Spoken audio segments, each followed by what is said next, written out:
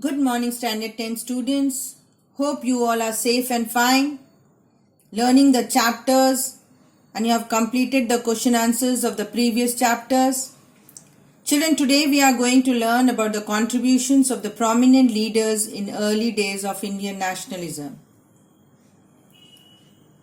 These are the three prominent leaders: Dadabhai Naoroji, Gopal Krishna Gokhale, and Surendranath Banerjee. So let's start with the contribution of Dadabhai Naoroji. He was also known as the Grand Old Man of India. His first contribution was India's unofficial ambassador in England. He founded East India Association in London. Its objective was to inform the British of the true state of affairs in India. First Indian to have won a seat in the British House of Commons. Due to the efforts of Dadabhai and Bradlaugh, that the British House of Commons passed a resolution recommending that the ICS examination be held simultaneously both in England and India. His enunciation of the nature of British imperialism and cause of poverty in India, that is his famous drain theory and the views on Indian economy. Editor Ralph Gofter, that is Speaker of Truth, started a magazine called Dharma Marg Darshak. He was a great thinker and writer. His views on Indian economy and exploitation of India could be gathered from his classic work, Poverty and Un-British Rule in India. Through his famous drain theory, he explained how India's wealth was being drained and taken away to England. The Hindus, an English daily, stated that as an authority of Indian economics, there is none equal to Dadabhai in all India. He explained how India's wealth was being taken away to England in these forms. First, salaries payable to the members of the Indian Council, dispatch the saving to England by British personnel posted in India, pensions to British officers, payment to the War Office for the maintenance of British troops in India, and lastly, profits of the British trading agencies. Let's start with the contribution of Surendranath Banerjee. The first point is fight against injustice and repression.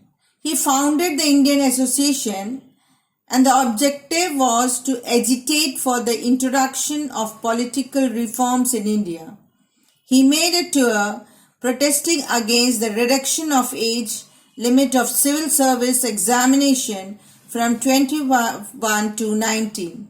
He fearlessly criticized measures as the Arms Act and the Vernacular Act.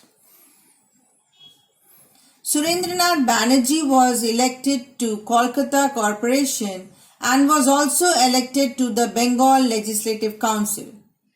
He took the lead in convening the Indian National Conference. Twice he presided over the session of the Congress. His principle was opposition where necessary, cooperation where possible. He supported Swadeshi movement. Let's start with Gopal Krishna Gokhale now. He was best known as the political guru of Gandhi. The first contribution was foremost among the Congress leaders. He urged the goal of the Congress should be the attainment of the form of government similar to that which existed in the self-governing colonies of the British Empire. He believed in constitutional agitation, that is, petition, appeals to justice and passive resistance. He made a strong plea for the reform of the legislative councils and separation of judiciary from executive. Gopal Krishna Gokhale, he established the Servants of Indian Association. Established the Servants of Indian Society.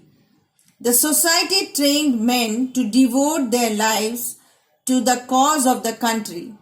Its members were required to create among the people a deep and passionate love of the motherland.